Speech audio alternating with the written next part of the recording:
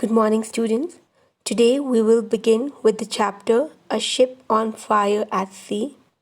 It is a sea adventure story and is an extract taken from the novel Of the Skelligs written by Jean Englow. As it is evident from the title, it's a story about a ship which caught fire in the middle of the ocean and the passenger on the other ship saw it. So let's read to find out what happened after the passengers saw the burning ship. We will begin by reading about the author first. About the author, Jean Englow, 1820-1897, was an English poet and novelist. Her narrative poem, The High Tide on the Coast of Lincolnshire, is among her best remembered works. Her command on English and her use of the language is widely appreciated. So Jean Englow was an English poet and novelist. She was born in Boston in Lincolnshire in 1820 and she was the daughter of a banker. She is widely appreciated and known for her command and use of English language. Let's begin with the chapter now. Have you ever heard or read a sea adventure story? What was it about? Tell the class about it. I exclaimed. What can it be? She pointed with her finger, and as the yacht swung around, she said, Look there, ma'am, look. As she spoke, two strange objects came into my view. One was a great pale moon, sickly and white, hanging and seeming to brood over the horizon. The other, which looked about the same size, was red and seemed to lie close at her side. Whatever it was the cause of the commotion which had been so intense and which now seemed to be already subsiding. I had heard the men called up not 3 minutes before, and now 2 boats were already lowered, and Tom was in command of the foremost. I heard his voice coming from the water, and no one prevented me now from rushing to the side to look over. So the three characters are introduced here. The first one is I is the narrator. She refers to a co-passenger who is a woman only, and Tom.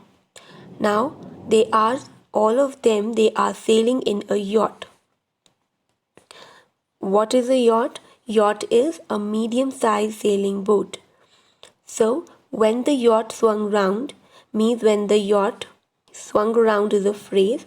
When the yacht moved round in the opposite direction, they saw something. The narrator and the co-passenger, the woman co-passenger, they saw something. They saw two strange objects. One was the great pale moon, and the other was of the same size, which was red and seemed pretty close to them. Now, what is this red refers to? What is this red thing which refers to? It refers to the burning ship. Now, why the author has described the ship as red? Because it is on fire. So that's why the author has described it as red.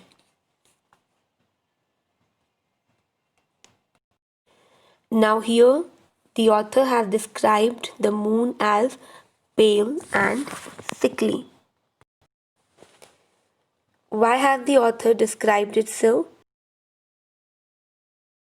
It is because the author is emphasizing on the graveness of the situation, on the somberness, on the sadness which is around. Now the narrator is relating the sadness, the graveness with the nature. That's why the narrator has described the moon as pale and sickly. The moon seems to be brooding. Brooding means to think about something very deeply and to become anxious about it. So the moon, it looks like that it is sad, it is sick, and it is thinking about something very deeply, which is making it very anxious. The other thing that they saw was the subsiding ship. That is the subside. And why they say that it was subsiding now? Because it was becoming calmer now. Subsiding means calmer. The narrator heard the men calling out each other, and now she can see that two boats have already been lowered in the sea, means that the men went into the waters to see if someone was there who can be rescued from the ship.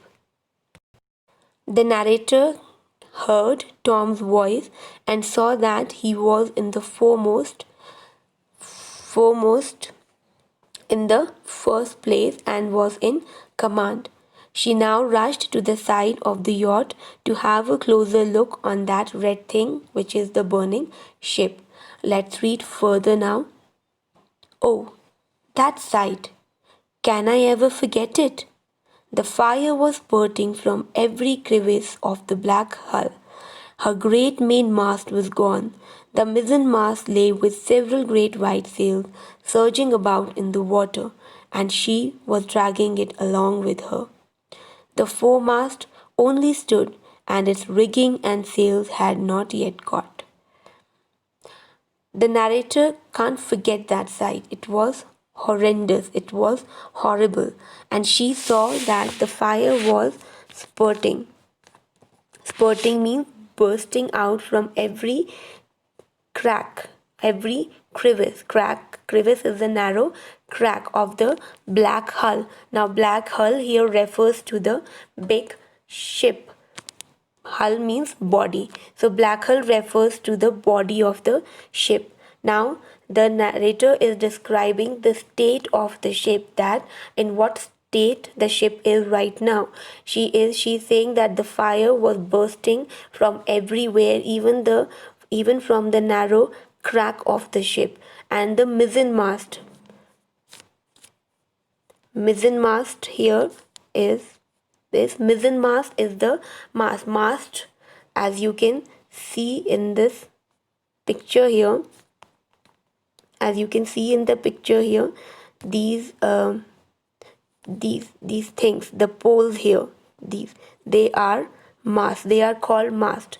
So mast is their mizzen mast is the mast which is secondary or which lies behind the main mast. So you can see this is the mizzen mast here. This is the mizzen mast here. So the mizzen mast has caught fire, and only the main mast and its rigging. Now what are riggings?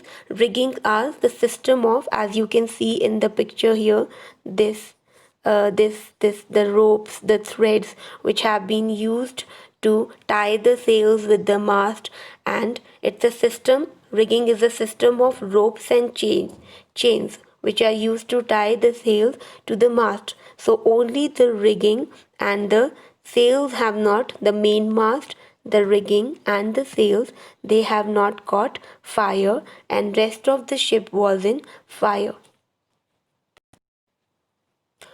So that's all for today. Your assignment is to read the third paragraph, which is from here, as she spoke, till here, to look over. You will read this paragraph, record an audio of this paragraph, and post it in the group between 12 to 12:30. Thank you.